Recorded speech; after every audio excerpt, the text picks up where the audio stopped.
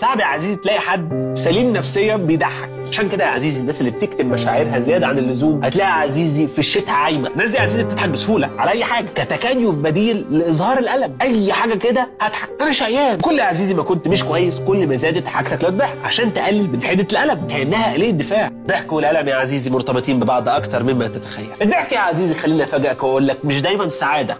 ليه يا ابو حميد؟ لان الضحك مش تطور سلوك الابتسامه، الضحك تابع لسلوك اللهف والنهجان، التقاط الانفاس، يشجع على افراز الاندروفين اللي مسؤوله عن تقليل الاحساس بالالم ياه وزياده ايضا الترابط الاجتماعي، وهو ده السحر اللي بيخلينا نضحك على اللي كان بيعيطنا. عشان كده يا عزيزي بعض علماء النفس بيصنفوا الفكاهه كاحدى اليات الدفاع الناضجه اللي بنستدعيها عشان تحمينا من القلق الشديد، لان قدرتنا على اننا نضحك على الاحداث الصادمه في حياتنا مش بيخلينا نتجاهلها ولكنه بيجهزنا عشان نتحملها. والقدره على مواجهه الصدمات بنكته او فكاهه اشاره على التعافي النفسي منها، وبالتبعيه قدرتنا على الضحك في لحظه الصدمه او بعد فتره قصيره بتشير هذه الضحكه اننا قادرين نستحمل حتى يا عزيزي لو بتضحك قاصد، لان تراكم الاحاسيس بيخرج احيانا بصوره ضحك، ودي طريقه صحيه للتخلص من تراكم المشاعر، مشاعر زي التوتر والغضب والاحراج.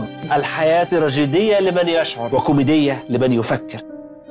المهم هنا انه لما احنا بنكبر العلاقات بتكبر، احنا كمان لما بنتغير العلاقات بتتغير. النضج في العلاقه هنا بقى ان انا اقبل فكره انه زي ما انا اتغيرت اللي قدامي كمان اتغير من غير ما احس ان هو خذلني. فلو اعترفنا بالفكره دي هنرتاح.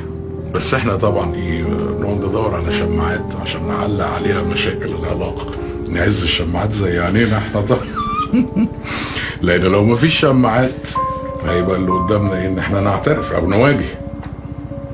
مين بقى عنده شجاعه المواجهه؟ الشجاعة انه يواجه نفسه ولا انه يواجه الطرف التاني؟ يواجه نفسه طبعا، دي الاصعب.